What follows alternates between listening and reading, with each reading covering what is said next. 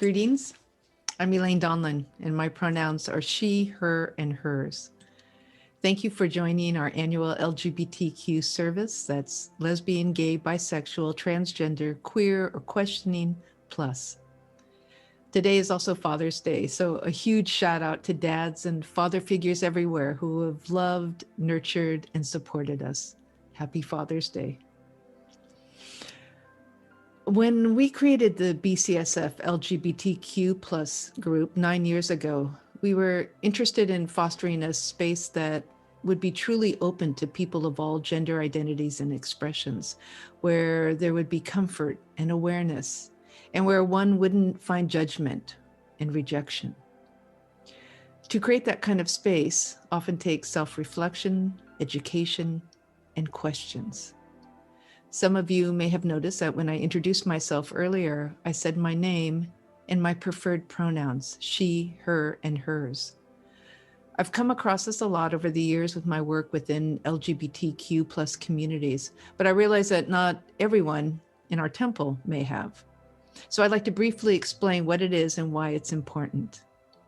You can't always tell what pronouns someone uses by looking at them.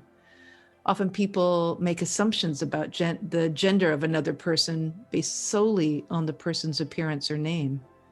These assumptions aren't always correct, and the act of making an assumption, even if it's correct, sends a potentially harmful message that people have to look a certain way to demonstrate the gender that they are or are not. Using someone's correct personal pronouns is a way to respect them and create an inclusive environment, just as using a person's name can be a way to respect them. It can be offensive to guess someone's pronouns and refer to them using those pronouns if that's not how the person identifies or wants to be known. Or worse, actively choosing to ignore the pronouns someone has stated that they go by, which implies the oppressive notion that transgender, non-binary, intersex, and gender non-conforming people do not or should not exist. When we refer to personal pronouns, we don't mean that these pronouns are necessarily private information. Generally, they're not. We mean that they are pronouns referring to a unique and individual person.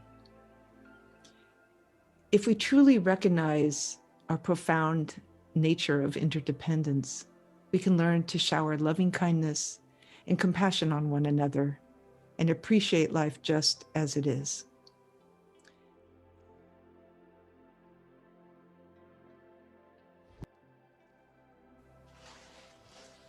Namo Amida Butsu, Namo Amida Butsu, Namo Amida Butsu, Namandos, Namandos. Today, I attended a socially distanced and masked interfaith rally at Portsmouth Square in San Francisco's Chinatown. It was called Solidarity in the Struggle, from Vincent Chin to George Floyd, an affirmation of BLM, Black Lives Matter, and API, Asian Pacific Islander solidarity. The Reverend Jesse Jackson was the guest speaker, and it marked the 39th anniversary of when he was here in Portsmouth Square protesting the savage killing of Vincent Chin, who was beaten to death in a racially motivated attack by two white men on June 23rd, 1982. I attended today because our Bodhisattva teachings explain that our liberation will be collective, or else it won't be liberation. For me, Buddhism invites us to apply the insights from our Dharma teachings to situations of social, environmental, and economic suffering and injustice. So while today we recognize LGBTQ plus struggles and celebrate our victories, we cannot forget those who don't have an annual service supporting them.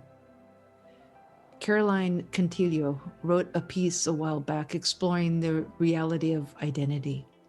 And she said, "My gay identity is important, but so too is willing to sit still and look at connections and relationships. Otherwise, I might fall into an acquiring mindset, the kind that wants rights for myself, but is willing to exclude others from the struggle if I feel like they might jeopardize my chances. Maybe being of the LGBTIQ persuasion is a gift, sensitizing me to injustice and suffering, and moving me to lift up the ignored and forgotten. Close quote. Our Buddhist teaching speaks to our universal oneness, not sameness, but oneness. And we take refuge in this oneness, acknowledging our profound interdependence. I think Reverend William Brianna stated it beautifully. Our lives are interconnected. All beings are equally embraced by Amida Buddha. Everyone is included. Everyone.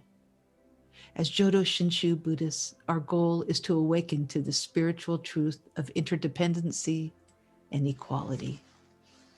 Namo Amida Butsu, Namo Amida Butsu, Namo Amida Butsu, Namandots. Namandots, Namandots.